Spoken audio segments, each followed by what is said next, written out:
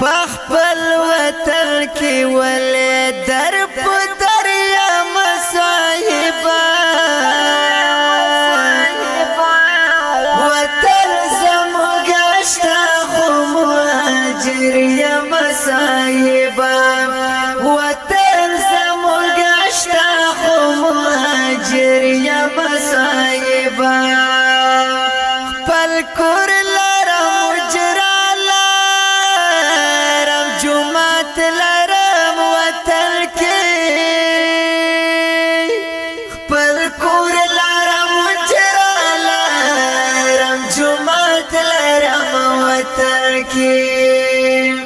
بلا کلونا تیر شول را پار یا مصاحبه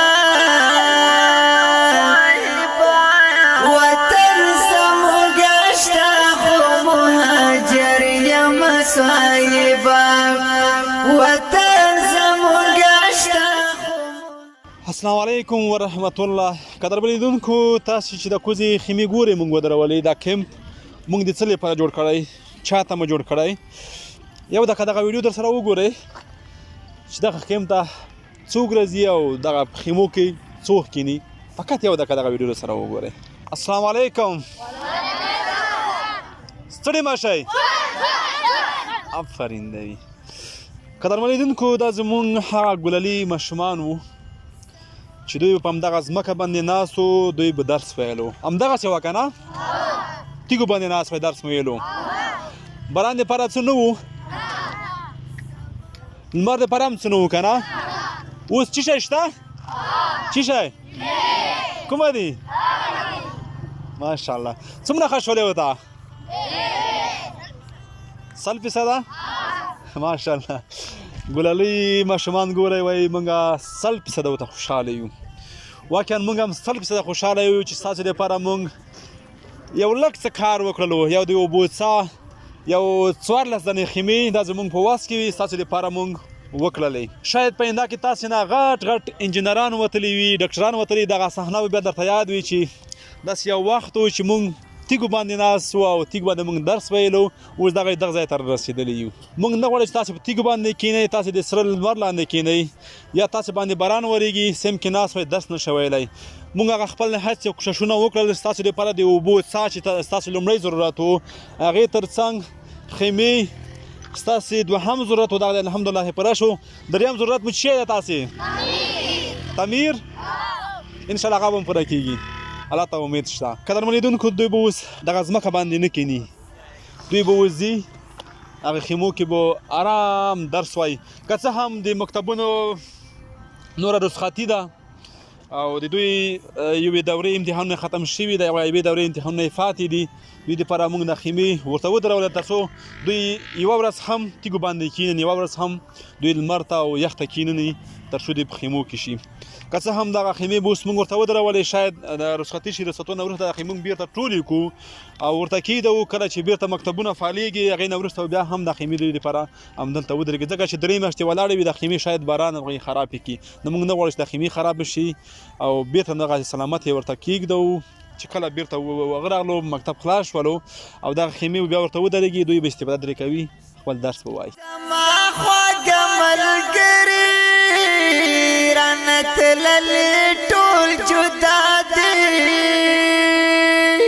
زما خواږه ملګري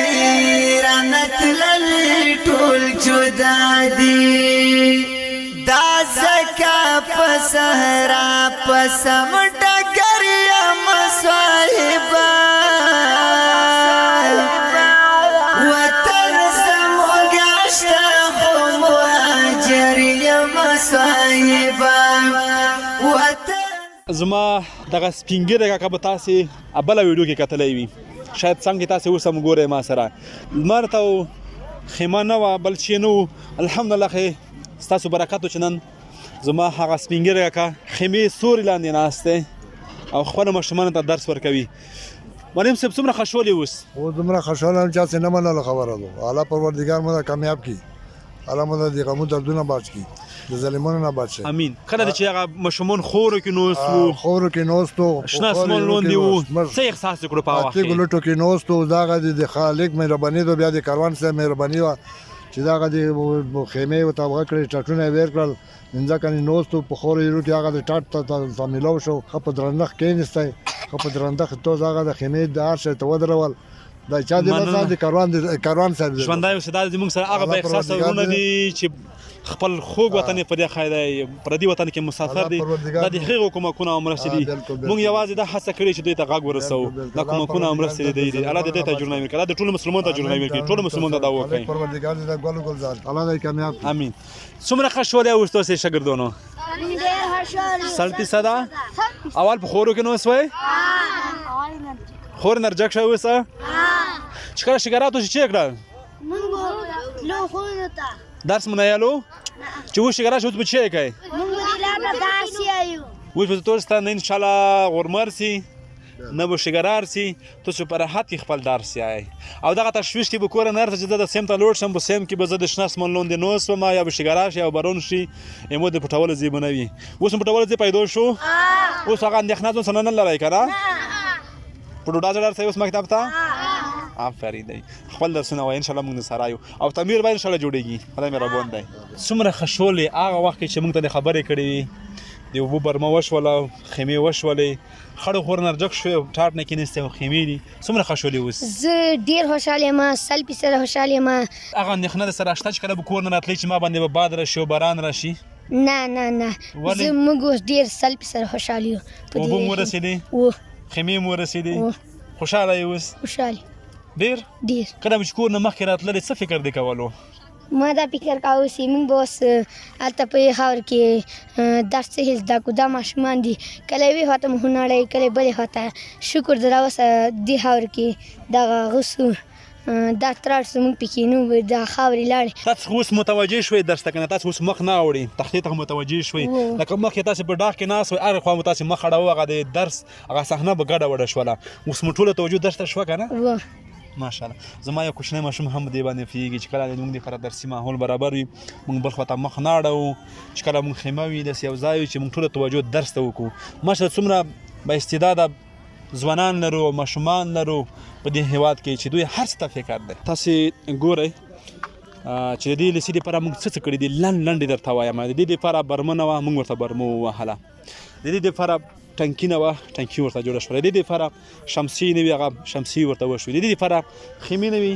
الحمدلله خیمې ورته وشوې دا خیمې اوس خالي نه دي دا خیمې اوس ډکې دي اوس هغه شاګردان چې خاور باندې ناستو ټوله توجه یې درس ته ده او زده کړو ته ده بیا هم د ټولو هېوادوالو نه ځانګړې مننه چې موږ سره د اوبو په برخه کې همکاري وکړله خیمو په برخه کې همکاري وکړله کور مو ودان دا واقعا ستاسو هغه د وطن سره مینه څرګندوي چې د وطن باندې تاسې زړه درد کوي که څه هم پردي وطن کې لري خو درد مو له موږ زیات د موږ پوهېږو تاسو د وطن باندې ډېر زړه درد کوي ځکه چې موږ داسې یو حالت کې زده کړې کوو چې دا حالت مناسب نه دی د زده کړو دپاره ځکه چې تاسو هغه هېوادو کې هغه ګلالي شاګردان ګوره چې څنګه زده کړې کوي او زموږ دغه کوچني ګلالي شاګردان هم ګوره چې په څنګه ماحول کې زده کړې کوي اوس فلحال لس تنې خیمې ولګولې باقي خیمې هم پاتې دغه به هم ورته لګېږي دا کار به مطابق کېږي خیمې ډېرې وي ان شاء الله هغه هم ورته ولګېږي د دې لیسې دپاره چې ما هره غوښتنه کړې تاسې پوره کړي الله دې ستاسې